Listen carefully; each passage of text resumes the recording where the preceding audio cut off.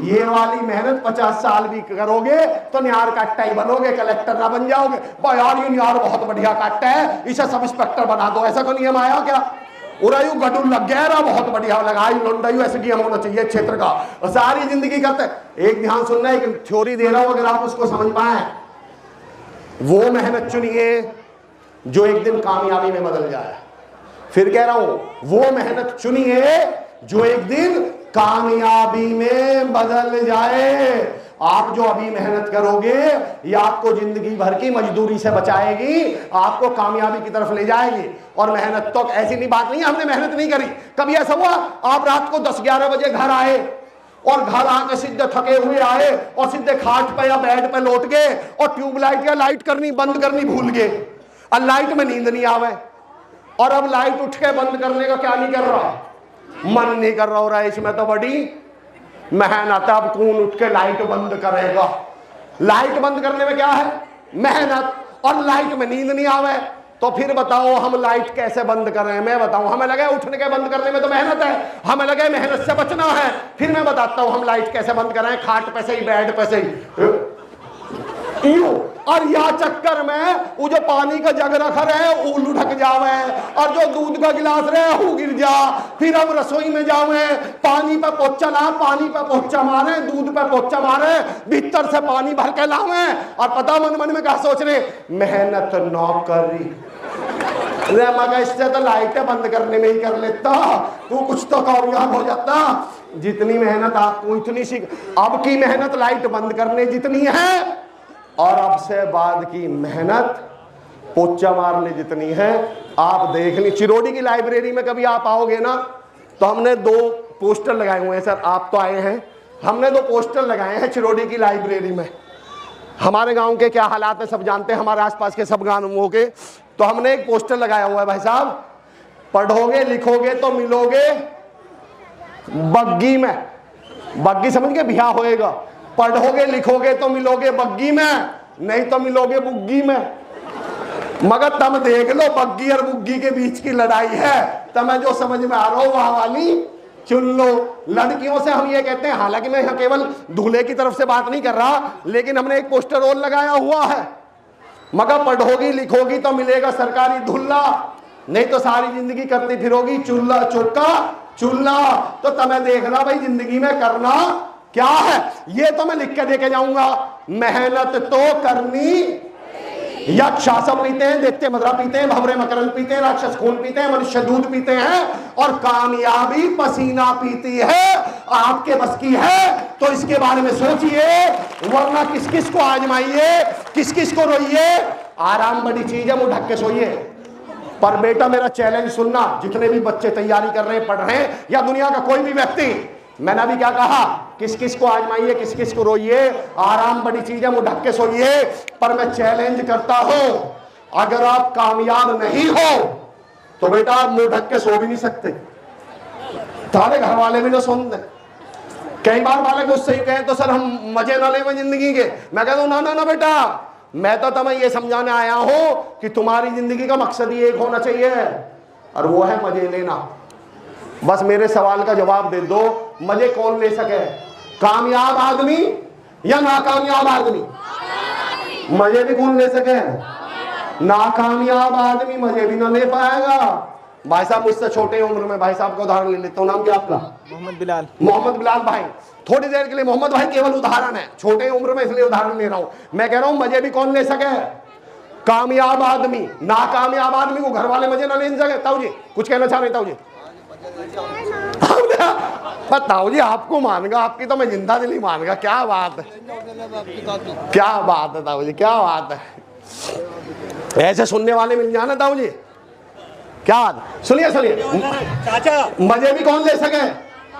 कामयाब आदमी। उदाहरण देखता हूं, बड़े बड़े बड़े इस एग्जाम्पल को बड़े ध्यान से सुनिएगा। मोहम्मद बिलाल भाई, मैं कह रहा हूं कामयाब होने के मजे लेने के लिए भी क्या चाहिए? कामयाबी। नाकामयाब आदमी मजे भी नहीं ले सकता। मैंने अभी क्या कहा, किस किस को आजमाइए, किस किस को रोइए, आराम बड़ी चीज है, मुंह ढक के सोइए। मैं कह रहा हूं अगर आप नाकामयाब हो, आपके घर वाले मुंह ढक के न सुन दे, भाई सोचो, मोहम्मद बिलाल भाई ना पढ़ाई में अच्छे, ना खेल में अच्छे, ना खेल कूद में अच्छे, बेरोजगार हैं। मोहम्मद भाई केवल उदाहरण है कि वो बेरोजगार हैं, कुछ नहीं करते, और मोहम्मद भाई ने सोचा कि ले अभी चद्दर ओढ़ के सो जाऊं, आज आराम कर लूं, अम्मी आ जाएंगी, खड़ा हो, कूलर में पानी गिर, सारे दिन पड़ा रहे। अब ये जैसे ही कूलर में पानी गिर के फिर आके चद्दर में लौटे, फिर अगर अब्बू आ जाएंगे, खड़ा हो, बैंक में से पैसे लेके आ, सारे दिन पड़ा रहे। अब ये बैंक में से पैसा लेके जैसे ही फिर वापस आवे, मम्मी आ जाएंगी, खड़ा हो, हाड़ा पिसवा के ला, सारे दिन पड़ा रहे। भाई साहब इन पर मटर छिलवावे चाहे घर वाले, पर आराम तो नहीं करने देंगे। आराम भी कौन कर सके, समझना आप। अभी नहीं मोहम्मद बिलाल भाई साहब का सब इंस्पेक्टर में यूपीएससी में नंबर आ गया, प्राइवेट सेक्टर में जॉब लग गई, 1-1.5 लाख रुपए की सैलरी है। यही मोहम्मद भाई छुट्टी आए हुए हैं, 1-1.5 लाख रुपया लड़का कमा रहा है। इन्हीं मोहम्मद भाई ने सोचा थोड़ा सा आराम कर लूं, और जैसे ही ये चद्दर ओढ़ के लौटे, अब्बू इनकी तरफ काम बताने को चले। बताओ, अब्बू के और 1.5 लाख रुपए कमाने वाले बच्चे के बीच में कौन आ जाएगी? अम्मी। कहा 4 दिन भारत में काम करवाओ, खुद ना जा सको, छोड़ जा बेटा, छोड़ जा। आराम भी वही करेगा जो कमा रहा होएगा। बेकमाते तो ये घर वाले आराम ना करन देते, और हाँ, तुम बेहान की तरह पड़े रहने को आराम समझते हो। बेहा समझो, जिस पर फर्क ही ना पड़ रहा हो, कोई कुछ कह जाओ, बा उसका तो कोई इलाज इस धरती पे है नहीं। पर कामयाब होना है, मजे लेने हैं, तो क्या हो जाओ, मेहनत तो, एक बार फिर जोर से, मेहनत तो। अब किसी बालक का, कोई किसी का भी पढ़ाई से रिलेटेड या जिंदगी से रिलेटेड कोई भी क्वेश्चन है, वो सवाल पूछ लो मुझसे। कोई भी सवाल आपका, चाहे पढ़ाई से रिलेटेड हो कि जी हम पढ़ें, मन ना लगता, पढ़ें, याद नहीं रहता, जो तुम्हारे मन में कोई सवाल हो, यू आर मोस्ट वेलकम। देखो, इससे पहले आप सवाल पूछते समय घबराओ, परेशान हो, मैं एक बात बताता हूं आपको। आदि ना बोल सके तो अंत बोलेंगे, शब्द चुप रहे तो हलंत बोलेंगे। अजीब लोग हैं, चुप रहते हैं वक्त पर, जहां ना बोलना हो वहां तुरंत बोलेंगे। ऐसा ना हो कि हम बोलते ना, हम वहां ना बोलते जहां बोलने के पैसा मिले हैं। हम सारी जगह वहां बोल रहे हैं जहां बोलने पर डांट पड़े। चुप बैठ जा, चुप बैठ जा, नीचे चुप बैठ जा, वहां बोलने जावे। फिर उसी से कह दो, भाई साहब आके 2 शब्द बोलिए। जी मैं जी फिर यूं करते डुल रहे हैं। फिर अरे हम तो कह रहे हैं बोल लो, बालक को उठ के सवाल पूछो। अच्छा, हम भारतीयों की एक दिक्कत हो रही है, फिरोज भाई बताओ जी, एक समस्या और भी है, और धीरज भाई ये हम सबने नोटिस करा हुआ। कभी देखियो कोई हॉस्पिटल में एडमिट हो गए, आप कभी जाओ तो डॉक्टर आ गए विजिट करना है, तो डॉक्टर से नहीं पूछता हमारे यहाँ गुलजार साहब कोई भी कि जी क्या खाना क्या पीना। जैसे ही डॉक्टर बाहर निकले तो पास में जो मरीज पड़ा बेड पे, भैया इन्हें उड़द की दाल दे सके क्या? मैं कहा इसने एमडी कर रखी है। मैं कहा यूं भी मरीज ही है, इसे खुद पता होती उड़द की दाल खानी है, मसूर की तो यूं होना होता। हम पूछे किससे सवाल है? मरीज से। यहाँ डॉक्टर कह के मर गए, पूछ लो पूछ लो पूछ लो। तो जिसे पूछना वो हमसे पूछ लो। फिर मैं अपनी बात को अगले 5 मिनट में खत्म करता हूँ। कोई सवाल किसी का पढ़ाई से रिलेटेड, किसी भी चीज से रिलेटेड? चलिए नहीं है तो मैं राहत इंदौरी साहब के इस शेर के साथ, चांद भाई है ना, तो मैं राहत इंदौरी साहब के शेर, कोई भी किसी के मन में कभी सवाल आए, अच्छा तो मैं एक उदाहरण दे देता हूँ। फिर मैं एक सवाल मैं अपनी तरफ से उदाहरण समझा देता हूँ, क्योंकि यहाँ 3 टॉपिक थे, उनमें से एक टॉपिक है कॉम्पिटिटिव एग्जाम्स की तैयारी। अच्छा, ये हमारा उस पर बाद में आऊँगा, पहले इस वाले पे आता हूँ। ये जो हमें पूछते हुए डर लगता है, ये जो हमें बोलते हुए डर लगता है, बेटा जिंदगी के लिए एक थ्योरी दे के जा रहा हूँ तुम्हें, और उस थ्योरी का नाम है चालान कटवा लो। थ्योरी का क्या नाम है? मेरी एक बुक है बॉर्न अगेन, एक्चुअली अब तो अमेजोन पे अवेलेबल नहीं है। एक प्रोफेसर, मैं इनके थोड़ा सा मैं नजूमी भी हूँ, मेरी उर्दू थोड़ी ठीक तो नहीं है गुलजार सर, पर नजूमी उसे ही बोलते ना, ज्योतिष है ना, थोड़ा सा मैं नजूमी भी हूँ। मैं बता सकता हूँ इन बालकन के मन में अभी क्या चल रहा कि यार ये अमर चौधरी साहब का कोई यूट्यूब चैनल भी है क्या जहां हम बाद में देख सकते हैं? तो बिल्कुल है, आप बाद में देख लियो। फिर आपके मन में यूं भी चल रहा होगा भाई सब्सक्राइब भी करना है क्या, उसे आप कर लियो। फिर आपको लग रहा होगा लाइक भी करना है क्या, शेयर भी करना है, तो उसे भी आप कर लियो। यूं मैंने अपना प्रचार कर दिया। अब तुम कौम की बात सुनो। मुद्दा यह चल रहा है बॉर्न अगेन क्या है, उसमें एक उदाहरण है मेरा, चालान कटवा लो। क्या उदाहरण है? हम पता बात को क्यों ना खड़े होके बोल पाते, हमें डर लगे, हमें लगा यार गलत बोल दिया तो ऐसा होगा तो वैसे होगा तो मोहम्मद भाई, और मैंने इन लोगों का नाम ही क्या रख दिया बिलाल साहब, मैंने इनका आदर्श, इनका नाम ही क्या रख दिया, तो वाले प्राणी। मैं ऐसे लोगों को क्या बोलूं, तो वाले। अरे भाई तो वाले समझिए, जिनके हर सेंटेंस के लास्ट में क्या आवे, तो। आप इनसे बोलो तो स्टेज पे आ, मैं ना बोल पाया, तो। आप इनसे बोलो तो इंटरव्यू देने चला जा, सर मैं फेल होगा, तो। आप इनसे बोलो तो बिजनेस कर ले, सर मुझे नुकसान होगा। तो ताऊ जी, चाचा जी, मैं ऐसे लोगों से सवाल पूछूं, तुम रात को सोए, सुबह सो के ही ना उठे, तो तब अपने घर से निकले, रास्ते में एक्सीडेंट होगा, तो अभी हम यहाँ खड़े, मुझे खड़े खड़े अटैक आ गया, तो मर गए। अब मरे पीछे वकील साहब किसी को डरते हुए देखा, अरे यार मैं तो मर गया यार। हमारी समस्या यूं है कि मर गए तो। मेरा सवाल यूं है, जब तक जिंदे हो तो। डॉक्टर राहत इंदौरी साहब का एक शेर है कि लोग हर मोड़ पे रुक रुक के संभलते क्यों हैं, और इतना ही डरते हैं तो फिर घर से निकलते क्यों हैं। अरे इतना ही डर लग रहा है तो अपने घर बैठो जाके। आपके पास कभी प्रधानमंत्री कार्यालय से, यूएनओ से, अमेरिका से, या किसी की चिट्ठी आई हो, अमर चौधरी घर से निकल तुझे हिंदुस्तान को बचाना, ऐसा कुछ हुआ क्या? मैं गारंटी देता हूं किसी दुनिया में कुछ नहीं पड़ी हुई। आप अपने घर पड़े रहो, किसी फर्क नहीं पड़ रहा। देखो, मैं कोई किताबी बात नहीं करूंगा, मैं जानता हूं जब आप कोई कोशिश करते हो तो डर लगता है। पर एक सवाल है मेरा, दरिया के किनारे चल चल के एक बात तो तय है कि हम डूबेंगे नहीं, पर मेरे दोस्त ये भी तय है कि हम पार नहीं उतरेंगे। आप अपने आप से इतना सवाल पूछ लो कि हमारा जन्म डूबने से बचने के लिए हुआ है या पार उतरने के लिए हुआ है। जहाज समुद्र में जाएगा, बंदरगाह पे खड़ा हुआ जहाज, पानी का जहाज समुद्र में जाएगा तो उसके डूबने का खतरा है, पर 250 करोड़ का जहाज बंदरगाह पे खड़ा करने के लिए नहीं बना हुआ है। अपने आप से पूछो तो सही कि मेरा जन्म हुआ किस लिए है। मैं इसलिए पैदा हुआ था कि ऊपर जाके लास्ट में ये कह दूंगा कि देखो साहब, करा तो कुछ नहीं पर डूबा भी नहीं हूं। साहब कहेंगे हाँ तू या हमारा भेजा है, तू कुछ करने को भेजा है मैंने दुनिया में, मैंने कुछ करने के लिए भेजा था। आप समझना, अंडे को डर लगता है कि अंडा अगर गिरेगा तो क्या हो जाएगा, फूट जाएगा। भाई अंडे को इसी बात का तो डर लगता है। चलो एक काम करते हैं, अंडे को फूटने नहीं देते, अब मैं आप सबके हाथ में एक एक साबुत अंडा दे रहा हूं, सबके हाथ में, उसका कोई एक यूज बताइए, साबुत अंडे का कोई एक यूज बताइए। क्या करोगे बताओ? ऑमलेट, उसके लिए तो फोड़ना पड़ेगा, हैदर भाई फोड़ना पड़ेगा उसके लिए, तो और कोई यूज बताओ। भुजिया बनाओगे, उबाल के भी बेटा खाओगे कैसे?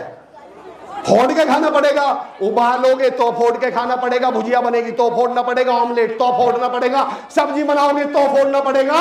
दरअसल उस बेवकूफ अंडे को यही नहीं मालूम कि तू किसी काम का ही तब है जब तू फूट जाए। जब तक तू सावत है तू किसी काम का है ही नहीं। तो भाई उठो, कोशिश करो, गिर पड़ो, चोट खाओ, नुकसान उठा लो, रिस्क ले लो, फेल हो जाओ और वैल्यूएबल बन जाओ, किसी काम के बन जाओ, या फिर बचे रहो। फिर सारी जिंदगी आपके घर वाले आपको इंट्रोडक्शन करवाएंगे, ये हमारा बड़ा बेटा, ये छोटी बेटी और ये अंडा। भगवान ने अच्छे खासे इंसान पैदा करे थे, फिर आपसे घर वाले पूछेंगे बड़ा बेटा बड़े होके क्या बनोगे? पापा जी अंडा। फिर हमारे घर के बाहर एक बोर्ड लगा पाएगा, यहां इंसान का अंडा पाया जाता है। अरे अपने आप से पूछ, देखो एक बात और बताता हूं, एक बात और गलतफहमी से बाहर आ जाना। अंडा कितनी भी कोशिश कर ले फूटने से बचने की, उसे फूटना तो उसके हाथ में ये नहीं है वो फूटे या ना फूटे, उसके हाथ में सिर्फ ये है कि अंडा दो तरह से फूटता है, एक बाहर से और एक जब अंदर से फूटता है तो उसके अंदर से क्या शुरुआत होती है? एक नई जिंदगी की एक नई शुरुआत होती है। और जब अंडा बाहर से फूटता है तो उसकी औकात 10 रुपए की ऑमलेट की, 15 रुपए की भजिए की या 25 रुपया की सब्जी की बचती है। अंडा को फूटना तो पड़ेगा, या तो अंदर से फूट जाओ, खुद से फूट जाओ, और या फिर दुनिया तो फोड़ ही देगी। जब भी मन करे ना बोलने का, जब भी मन करे कोशिश करने का, जब भी मन करे कि यार मैं डर लगे मैं फेल ना हो जाऊं, तो अपने आप से एक सवाल पूछना। मैं आज आपको एक थ्योरी दे रहा हूं, मुझे नहीं मालूम आप इसको कितना समझेंगे इस उम्र में, पर एक थ्योरी समझना। मैंने एक शुरू में टॉपिक लिया था पावर ऑफ पर्पस, और फिरोज सर मैं एक बात बोलता हूं, आज तक इस दुनिया में, गुलजार सर मैं समझ रहा हूं आपकी जहनियत को, इस बात को आप तक बात पहुंचेगी। मैंने ये कहा सर, आज तक इस दुनिया में कोई भी अपने पर्पस में फेल हुआ ही नहीं है। इस सेंटेंस को मैं फिर रिपीट कर रहा हूं, आज तक इस दुनिया में कोई भी अपने पर्पस में फेल हुआ ही नहीं है। मैं ये सेंटेंस बोल रहा था बिलाल भाई, तो एक लड़का खड़ा हो गया, बोलो नहीं सर ऐसी बात तो नहीं है, मेरा एक दोस्त है वो 12th में फेल हो गया। मैंने कहा अच्छा एक बात बता, वो क्लास रेगुलर आता था क्या? अरे बोले सर महीने में तो छुट्टी मारता था। मैंने कहा अच्छा एक बात बता, टीचर जो पढ़ाते थे उसे ध्यान से सुनता था क्या? अरे बोले सर उसने तो कभी टीचर की बात पर ध्यान ही नहीं दिया। मैंने कहा अच्छा एक बात बता, घर जाके पढ़ाई करता था क्या? अरे बोले सर उसने तो कभी किताब भी नहीं खोली। मैंने कहा एक बात बता, जो कभी स्कूल रेगुलर नहीं आता था, टीचर की बात को ध्यान से नहीं सुनता था, घर पे जाके पढ़ता नहीं था, घर पे किताब नहीं खोलता था, तो मैंने कहा इसका पर्पस क्या था? फेल होना। और मैंने कहा देख फेल होने में पास नहीं हो गए, फेल होने में कामयाब हो गया नहीं हो गया। आदमी का अपने मकसद में कामयाब जरूर होएगा, ये अलग बात है, उसका मकसद ही क्या था? फेल होना, तो वो फेल होने में कामयाब हो गया। आप एक बात को समझने की कोशिश करिए, नाकाबिल बहुत गौर से सुनिएगा, नाकामयाब और निठल्ले में जमीन आसमान का अंतर होता है। आदमी कहता है कि मैं नाकामयाब हूं, पर जब आप उसकी डिटेल में जाओगे ना, वो नाकामयाब नहीं है, वो निठल्ला है। हर नाकामयाब आदमी एक ना एक दिन कामयाब होकर रहेगा, निठल्ला कभी कामयाब नहीं होएगा। नाकामयाब उसे बोलते हैं जिसने कोशिश करी हो और फेल हुआ हो, निठल्ला उसे बोलते हैं जिसने डर के मारे कोशिश ही ना करी हो। वो अपना नाम क्या रख देते हैं? नाकामयाब, पर वो एक्चुअली नाकामयाब है नहीं। जब भी ऐसा मौका मिले ना, अपॉर्चुनिटी मिले, तो कोशिश करो, कोशिश करो, स्टेज पे आओ, गलती कर लो, कोई बात नहीं, टूट जाओ। आपको डर लगता मैंने गलत बोल दिया तो, मैं कहता हूं आप गलत बोल के भी उन लाखों करोड़ों कमजरफों से बेहतर हैं जिन्होंने उठने की हिम्मत ही नहीं दिखाई है। आप उठे तो सही, गिरते हैं से सवार ही मैदान जंग में, और वो तिल्फ क्या गिरे जो घुटनों के बल चले। अरे गिरने का मतलब क्या है? कि ये कहीं दौड़ रहा था, कोशिश कर रहा था, आगे बढ़ रहा था। चालान कटवा लो, मैं कह रहा था चालान कटवा लो से मतलब क्या है? चलान, अच्छा फिरोज सर बैठे हुए हैं, चलान का एक रूल है अगर आपको मालूम हो। अच्छा आप एक बात बताओ, अपने घर से बाहर निकले आप बाइक पे, और सामने पुलिस चेकिंग चल रही है, और आप बाइक पे हो और सामने चेकिंग चल रही है, आप उनके पास से गुजरो या बच के निकलो दूर से? जोर से बताओ, जोर से बताओ। सारे वे बता रहे हैं जिन्होंने बाइक चलाई ना, जिनके लाइसेंस बने, एक नहीं बता रहा जी। ये बढ़िया, बच के निकले हैं। अब मेरा अगला उदाहरण देना, सपोज करो आप घर से निकले और दूसरे ही चौराहे पे आपका चालान कट गया, तो आपको मालूम है चालान का एक रूल हो, अगर एक बार चालान कट गया तो अगले 24 घंटे दोबारा चालान। अब थोड़ी देर को सोच के देखो, दूसरे चौराहे पे ही थारा चालान कट गया और उससे अगले चौराहे पे फिर चेकिंग चल रही है। अब बताओ धूर को लिख दोगे, धोरे को कोहनी मार के और लिख दोगे? पता भी उनसे ही पूछोगे, भाई साहब जामा मस्जिद जाना है, बता सको? है जी? हाँ हाँ सर सर सर अरे क्वेश्चन सर मैं ये पूछना चाहूंगा, जैसे हम फेल हो जाते हैं तो फेलियर से ओवरकम कैसे करें? अरे sir thank you so much. नाम क्या आपका पहले? मोहम्मद भाई। मोहम्मद साहब एक मूवी आई है, कोटा थी शायद, जीतू भैया, कोटा फैक्ट्री, उसका एक फेवरेट डायलॉग है, एक पिता पहुंचते हैं कि मेरा बेटा फेल हो गया, क्या करूं? तो पता जीतू भैया क्या बोलते हैं? गर्व करो, घमंड करो अपने बच्चे पर। बोले मतलब? बोले ये फेल इसलिए हुआ है क्योंकि ये सीरियस था पढ़ाई को लेके, ये कोशिश कर रहा था। फिरोज सर बैठे हुए हैं, फिरोज सर यूपीएससी के लिए मेरे आंकड़े गलत भी हो सकते हैं, 5000 या कुछ शायद 2-3 साल पहले मैंने पढ़ा था, कुछ वैकेंसी 5 या 8000 थी sir, I am not sure, मैं केवल आइडिया दे रहा हूं। आपको फॉर्म पता कितने भरे गए थे? 29.5 लाख फॉर्म। कितने फॉर्म? मेरा अगला उदाहरण सुनिएगा, आपको मालूम है उनमें से एफपीआर कितने हुए थे? 29.5 लाख फॉर्म भरे गए थे। मालूम है एफपीआर कितने हुए थे? 13 लाख के करीब। मेरा सवाल सुनिएगा, ये 16.5 लाख कौन है? ये कहां चले गए? दरअसल वो अपने मकसद को लेकर क्या नहीं थे, सीरियस थे ही नहीं। वो पता दिल्ली मुखर्जी नगर पढ़ने नहीं गए थे, वो घर वाले इनसे पैसा लेके मॉल घूमने गए थे। घर वाले ने 3-4 साल काट देंगे, आई मैं कहा कर रहा लुंडा, यूपीएससी की तैयारी कर रहा। मोहम्मद भाई सबसे पहली बात, अगर आप नाकामयाब हैं, अगर आप फेलियर हैं, तो गोपाल दास नीरज साहब ने कहा है कि छुप छुप अश्रु बहाने वालों, जीवन व्यर्थ गंवाने वालों, कुछ सपनों के मर जाने से जीवन नहीं मरा करता है। बेसिकली आप फेलियर हैं ही नहीं। और मैं चैलेंज करता हूं, आप मुझे इस दुनिया में एक नाकामयाब आदमी ढूंढ के ला देना, एक, मैं गारंटी देता हूं जो अपने काम को लेकर, मकसद को लेकर सीरियस है, वो अपनी जिंदगी में कामयाब जरूर होगा। और 10 उदाहरण मैं दे रहा हूं आपको खड़े होकर। कलाम साहब क्या बनना चाहते थे? आपको मालूम है वो किस में फेल हुए थे? कलाम साहब पायलट बनना, फिर कामयाब हुए क्या? पायलट बनने में कामयाब हुए क्या? अगला सवाल सुनना, जिंदगी में कामयाब हुए क्या? वो पायलट बनने में बेशक नाकामयाब हुए, पर अपनी जिंदगी में कामयाब हुए, क्योंकि वो अपने मकसद को लेकर सीरियस थे। अमिताभ बच्चन जब रेडियो जॉकी के इंटरव्यू के लिए गए कैलकाटा में, उन्हें फेल कर दिया गया। अमिताभ बच्चन रेडियो जॉकी में फेल हुआ पर जिंदगी में कामयाब हुआ। सचिन तेंदुलकर 10वीं में फेल हुआ पर जिंदगी में कामयाब हुआ। अनिल कुंबले इंजीनियरिंग में फेल हुआ पर जिंदगी में कामयाब हुआ। हर आदमी जो अपने मकसद को लेकर ईमानदार है, हो सकता है उस अटेम्प्ट में फेल हो जाए, पर वो जिंदगी में कामयाब जरूर होएगा, बशर्ते कि वो वास्तव में नाकामयाब है। आपकी आंखों को देख के बता सकता हूं मैं, आप अपने मकसद को लेकर सीरियस हैं और जिंदगी की कोई भी ताकत आपको नाकामयाब होने से नहीं रोक सकती, अकामयाब होने से नहीं रोक सकती। आप भी यही हो और मैं भी यही हूं। दरअसल हमें पता ही नहीं है कि कामयाबी के लिए हमें कई बार पीछे हटने को हम नाकामयाबी समझ जाते हैं। पीछे हटने का मतलब नाकामयाबी नहीं है। आप कभी जब कार या बाइक चला रहे होते हैं और ऊंचाई आ जाए, फ्लाईओवर आ जाए और आप 4th गियर में कार चला रहे हैं, तो फिर उसे आप कौन से गियर में लाते हो? एक चीज होती है कार, कभी बैठे तो होंगे, अच्छा बताओ ना रे, पर 4थे गियर में चल रही है तो कौन से में ले जाओगे? 5वें में या दूसरे में? जोर से बताओ, 5वें में या दूसरे में? क्या सबक सीख के?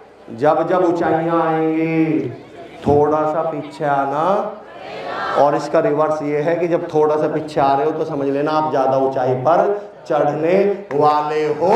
नाकामयाबी वही 2nd गियर है।